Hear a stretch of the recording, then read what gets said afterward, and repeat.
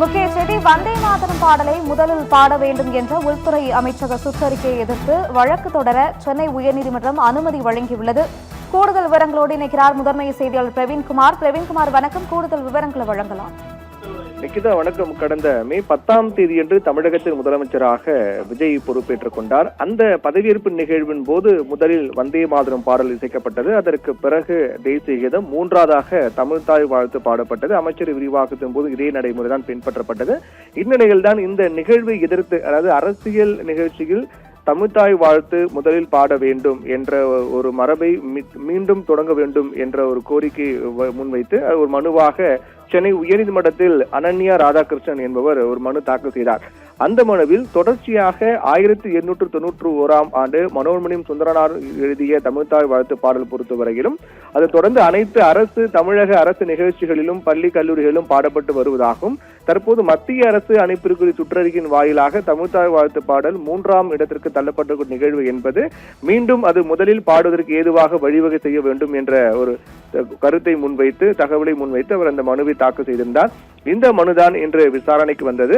அப்போது அந்த மனுவில் அவர் குறிப்பிடப்பட்டிருக்கூடிய விடயங்கள் என்னவென்றால், சுற்றறிக்கை மத்திய அரசு அனுப்பியிருக்கக்கூடிய சுற்றறிக்கை பொறுத்தவகையில் தமிழ்தாய் வாழ்த்து பாடலுக்கு எந்தவித தடையும் இல்லை, மாறாக தமிழ்தாய் வாழ்த்தும் இசைக்கப்படலாம் என்றுதான் தெரிவிக்கப்பட்டிருக்கிறது. ஆனால் இங்கு நடக்கக்கூடிய நிகழ்வை பொறுத்தவரையிலும் முதலில் வந்தே மாதரம் பாடல், பின்னர் இரண்டாவதாக தேசிய கீதம், மூன்றாவதாக தமிழ்தாய் வாழ்த்து பாடல் பாடப்படுகிறது.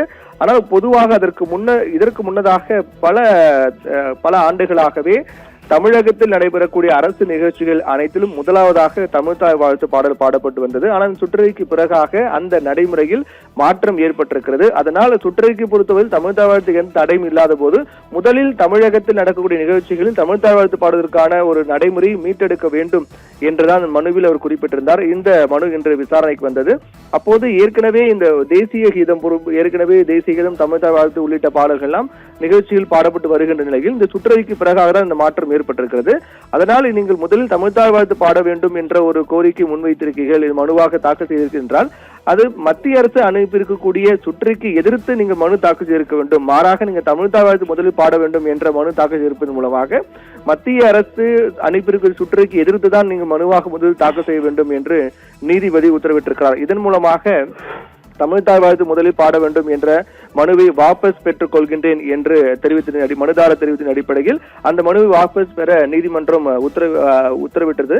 அதற்கு முன்னதாக அதே போன்று மத்திய அரசு அனுப்பியிருக்கிற சுற்றறிக்கைக்கு எதிர்த்து, அதாவது வந்தே மாதரம் பாடல் இசைக்கப்பட வேண்டும் என்ற மத்திய அரசு சுற்றறிக்கை எதிர்த்து நீங்கள் மனுவாக தாக்கல் செய்வதற்கும் நீதிமன்றம் அனுமதி வழங்கியிருக்கின்றது. நிகிதா.